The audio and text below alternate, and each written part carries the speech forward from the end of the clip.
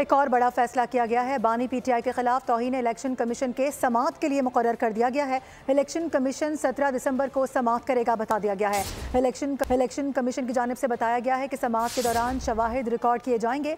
Election commission ने notice भी इस हवाले से जारी कर दिए हैं। अपडेट कर रहे हैं आपको, बानी पीटीआई के खिलाफ तौहीन इलेक्शन कमीशन का केस है, जा रहा है। इलेक्शन कमीशन 17 दिसंबर को समाअत करेगा। इलेक्शन कमीशन का कहना है कि समाअत के दौरान शवाहिद रिकॉर्ड किए जाएंगे।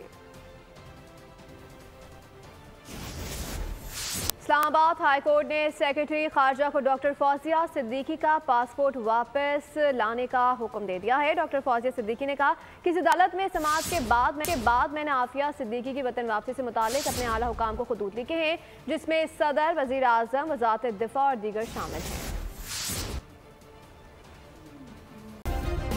सब्सक्राइब करें और बेल दबाएं ताकि कोई खबर रह न जाए।